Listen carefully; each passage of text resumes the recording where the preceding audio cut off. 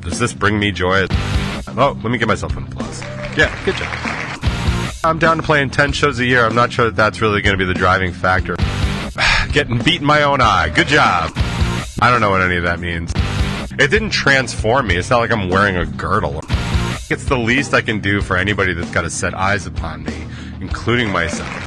It's this moron confidence that is just completely blown up.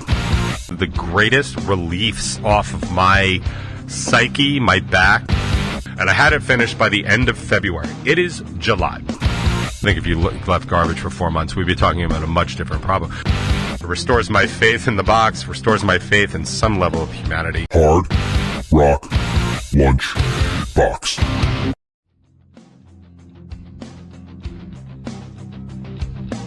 Greetings and salutations, members of the Hard Rock Lunchbox. Of course, if you're watching it on YouTube, members of the Top 20, how is everybody? It is a very steamy and hot and gross July 11th, 2024 out here on the East Coast.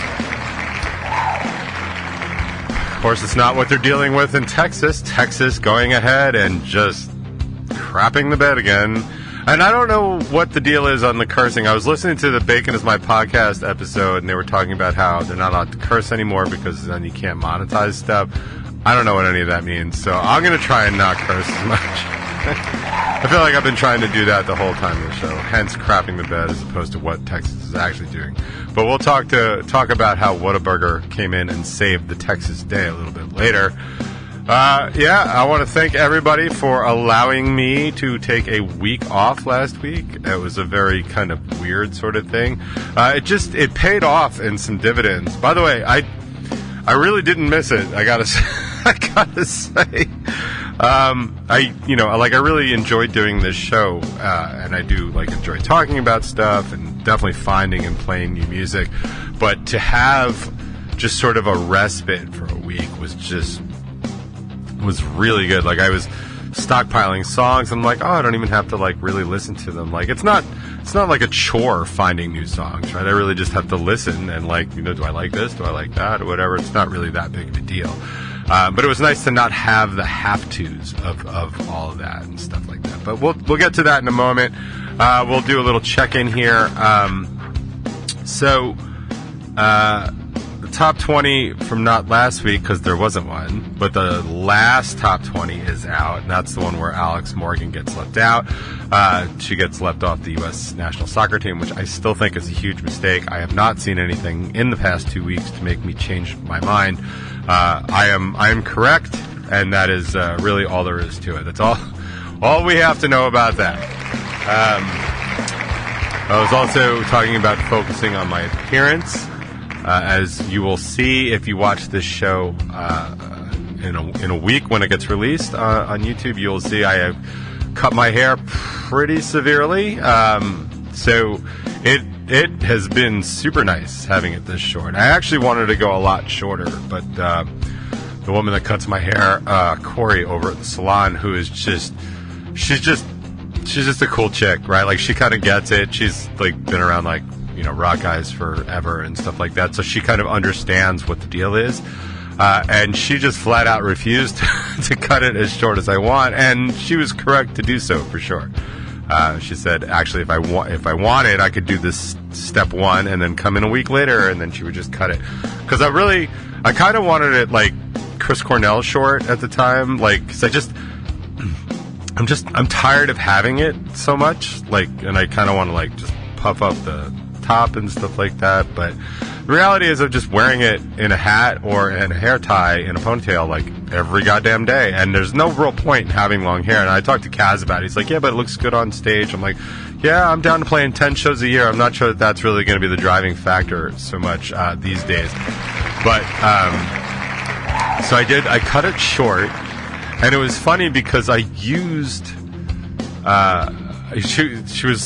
she had an idea of what she wanted to go for, and I was like, oh, does it look like this? And I actually showed her the press photo, the last batch of press photos that we did when my hair was basically as short as it is now. And I remember it being weird up on stage because my hair curls up when it gets wet, so it kind of really gets short.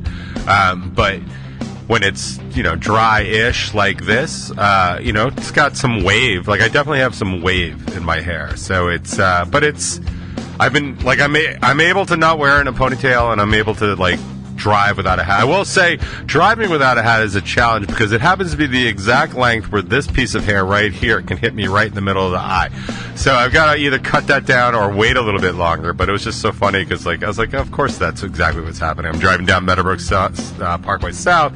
I got the windows open, and I'm like, yep, getting beat in my own eye. Good job. Good job. But I think it looks good. It's definitely made me a little bit happier, just kind of not having to tie it up all the time. So I've been able to walk with it. It's nice having your hair, like, whip around in the breeze. Like, as stupid as that sounds, like, it's nice, and it's not something you can do with super long hair. So I've decided to keep it at this length for the, foreseeable future. I'm probably going to go back in like a month just to get it cleaned up, because I have noticed, like, my hair does, when it's trimmed, when I take care of it, it does grow.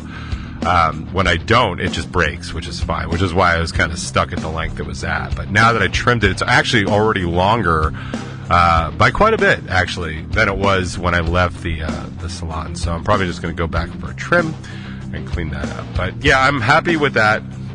I'm happy with that sort of appearance change. And I'm happy with my appearance so far in general. Like, it's not quite a metamorphosis, but I am, like, trying to put some focus on it. I'm really tired of just looking so awful. Like, it's one thing, like, to, like, look awful to other people and not care. Like, that's fine. Like, people are going to see in me what they want to see in me anyway. But, like, I was getting to the point now where it's like every time I would pass a mirror, I would just be like, oh, man. And disappointing your own self every time you cross in front of a mirror, it's like,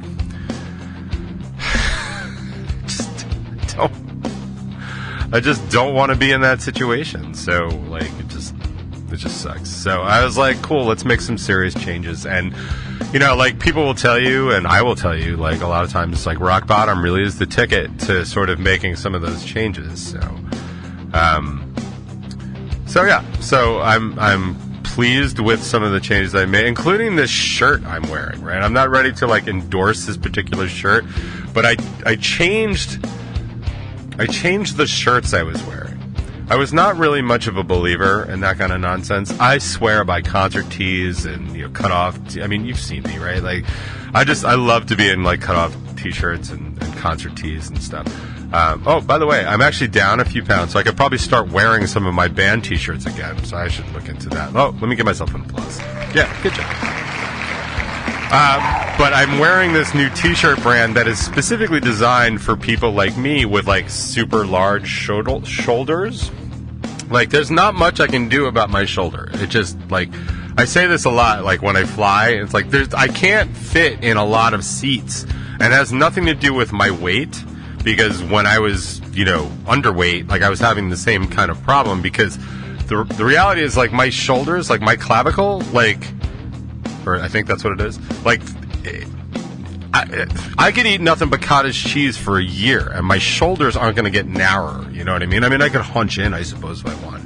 But the reality is, like, I have this sort of broad shoulder thing, and a lot of t-shirts that I try and wear, like, in order to accommodate that, I have to wear, like, double XL and stuff like that, and they tend to be boxy because they're expecting you to be a lot heavier than you are. Well, I'm not. I mean, well, I was, but I'm not so much anymore. So this is just a shirt that kind of, like, designs for that. And I gotta tell you, I'm, like, really digging it. Like, it didn't transform me. It's not like I'm wearing a girdle or anything like that, like, which wouldn't be the worst idea either. But I am just kind of digging on actually looking a little bit better as a human being. Like, I feel like it's the least I can do for anybody that's got to set eyes upon me, including myself. So it's been a pretty decent journey so far the past few months. So we'll see how it goes. I don't know that I'm going to see anybody anytime soon, although I am planning on going to the Craving Strange live stream event on Friday, so if anyone's going to be there, they'll be able to check out my new haircut.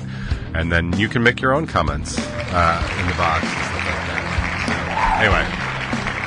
So, anyway. But, yeah, so that's basically that. I will have a show announcement soon. blah blah. I started listening to the discussions and drinks about the Capulet Festival. I didn't get a chance to finish it, but they do have a new one that I want to sort of check out, and I'll get to that, and then we can talk about that then. But yeah, so let's talk about taking the time off and why that was actually so great for me, shall we?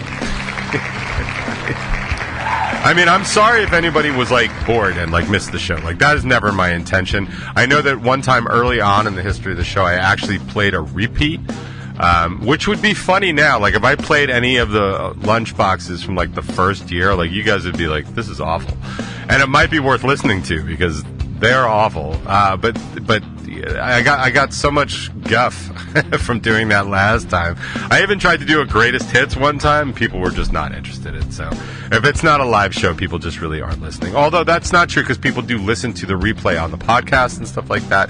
But I think the people that listen live want to listen live, and I get that. That's part of the community, part of the activity, which I think is great. So, but yeah, so I was able to take the day off, and basically what that affords me, aside from the actual raw 2 hours of time that this takes from noon to 2 on Thursday, it frees me up with a little bit of like the gathering of stuff, which is not much time, right? Like, as I listen to songs and I just add it to the Hard Rock Lunchbox complete playlist, which you can always listen to, by the way, on Spotify. If you ever want to do that, it's under my account. Just look Hard Rock Lunchbox complete, and it's basically every song you ever hear on here. So if you hear a song like One Day that you like here on the show, it's invariably going to be there. The only time that it's really not there is if I'm getting some exclusive from a band before it comes out, but then eventually it'll make its way to that podcast, that playlist. So that's super important. Like, just really, like, you just check it out, the Hard Rock Lunchbox complete playlist, and you'll just see all the songs here. So I really just do it to there, and then usually the morning of the show, I just grab everything I need to grab, and then I have it for, I move it over to this computer. So that's minimal. What takes a little bit more time, and it's roughly about the length of the show, so it's probably like another 2 hours, is over the weekend, I will edit the show down for the top 20. And it involves, so there's that, but I also have to post the replay. So what I do is I take audio from the show, right? I just trim it down, and then that gets put up as the Hard Rock Lunchbox replay, as a podcast, video, as an audio podcast. Then I trim down just the top 20, which obviously is the first 20 minutes, and that gets put up as the top 20 replay as an audio podcast. Both of those things, they take a little bit of time to do, for sure. And then I have to save them, but then I have to upload them to Libsyn, and then I have to write what the description is, add all the modifiers and stuff like that. It's not negligible. It's probably inside of an hour to do all of that, maybe 45 minutes. But then what else takes a long time is the video. I have to take this video that we're doing right now, I sync it up with the audio, and then I do all the other nonsense. I add in all the other things, which is that is minimal time.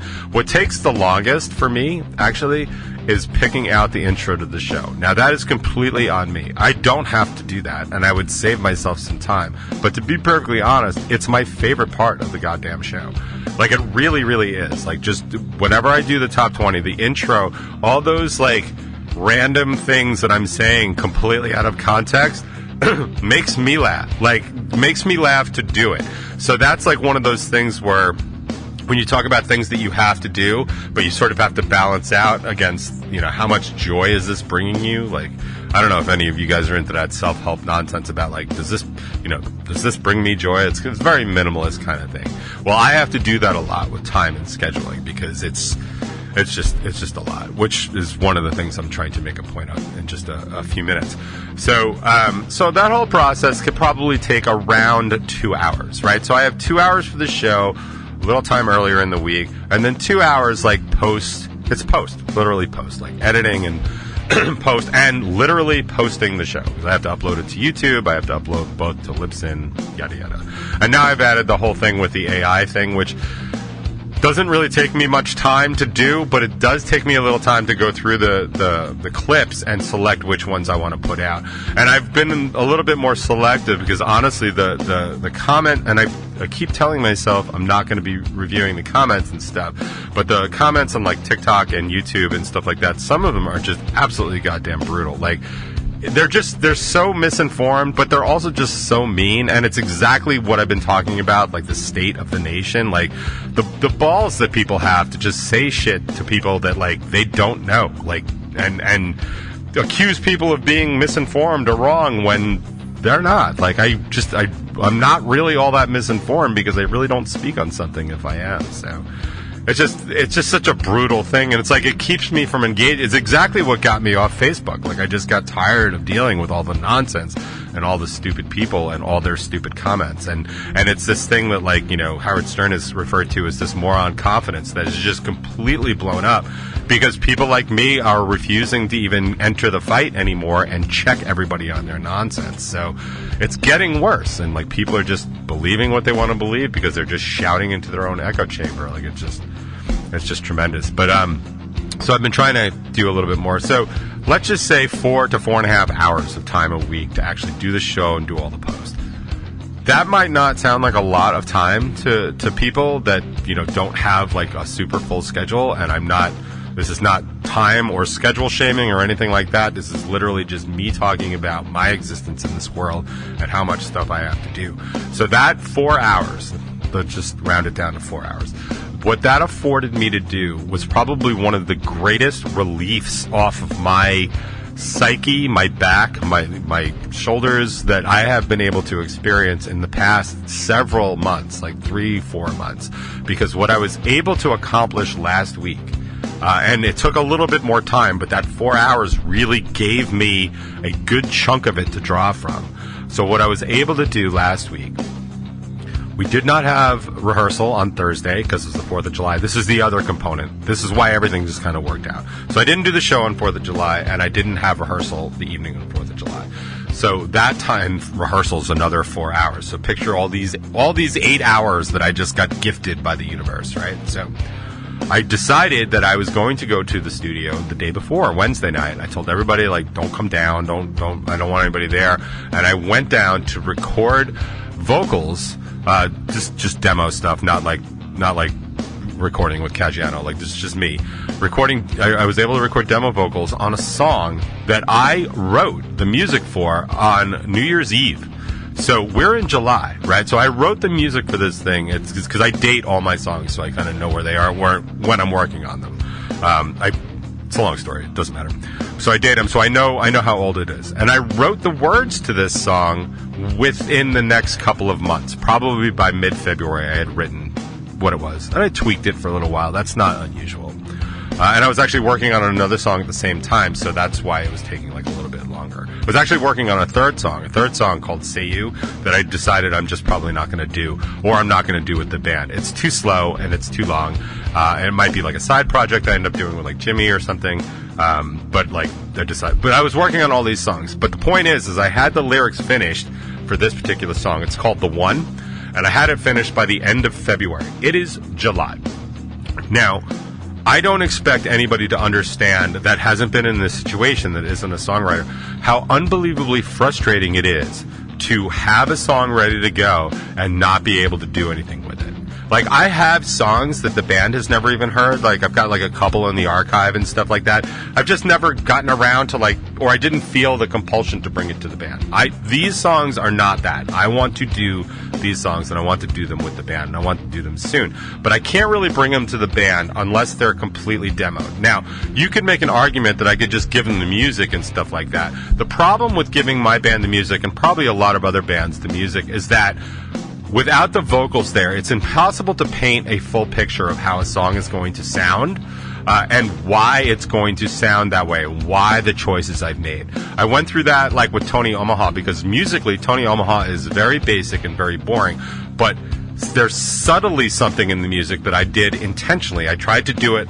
I I said it at the time, but I was basically doing an experiment with songwriting. I wanted to workshop this idea. I wanted to take a very simple and common riff, and I wanted to change it each and every iteration of it. Like, so if you listen, you'll hear there's a change each and every iteration of it. And sometimes it's musically changing, or sometimes it's vocally changing, but there's always a change in each of the verses, which I thought was fun. Like, I wanted to just see if I could do it, and it ended up being Tony Omaha. So I can't bring something like that to the band because it's hella boring, and they won't want to do it, nor should they. But when you paint the whole picture with a dual vocal and all the other stuff going on, it's like all of a sudden it's a song. So I've learned that lesson, and not even with these guys. I've learned that with, band members ages ago.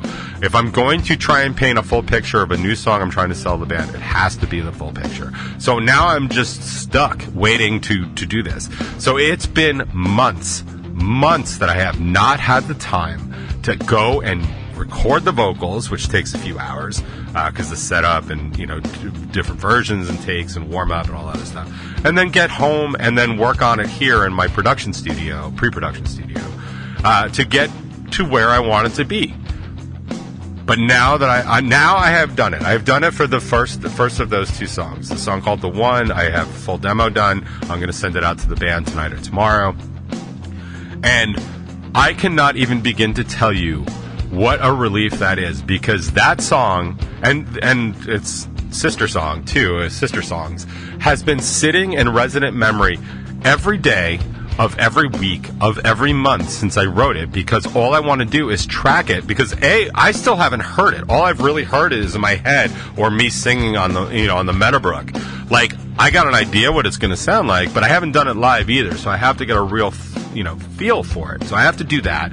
Also, as soon as I track vocals is when I start hearing other ideas. I hear melodies. I hear all this other stuff, and backing vocals and stuff. Like, it's super important to the creative process, but it just sits there and it frustrates me.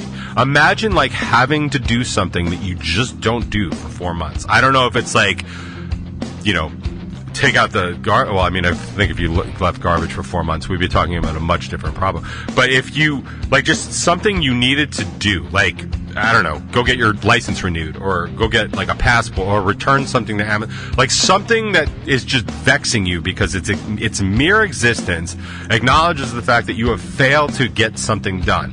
And in my case, not that it's any special case, but in my case, this is literally like my passion project. So not only am I not getting to do something that I needed to get done just to get it out of my head, because unlike Dumbledore, I do not have a pensive to pull this stuff out and put it in. So something I need to get done because I need to get done. Something that the band will just stagnate on without, because I have not provided that particular piece of the puzzle for the band to work on. Plus, it's something I really enjoy doing, and I can't even freaking get to it. Fourth, and here's an extra thing that I kind of learned about myself. It turns out that I can really only be working on 3 or 4 songs at a time, and then I am full. My brain is not able to write anymore. So even though, like, I've had some other ideas, I'm not able to go ahead and start producing stuff because I am stuck. So I have to empty out one of those slots so I can actually have more room to do other stuff. So just the weight of all of that being kind of relieved off of just completing one song, and I'll complete another song probably in the next couple of weeks, and I'll be super psyched, and then I'll kind of be back to normal and all that other stuff. But all of that happened because I was able to get out of practice on July 4th, but because you good people allowed me to take the day off from the box. So thank you for that. And I really appreciate everybody coming back today. One of my greatest fears about this whole Hard Rock Lunchbox thing is that when I do take a day off, I just completely think everyone's going to be like, cool, fine, now I never have to go back there again. You know what I mean? It's like, I don't know that it's a completely irrational fear. It might be more of a sub-rational fear, but, like, it's definitely a fear nonetheless. Because I just feel like if we just stopped doing this, we would just stop doing this, and everybody would go on with their regular non-Hard Rock Lunchbox lives. But I am super grateful for everybody that was able to tune back into the show today.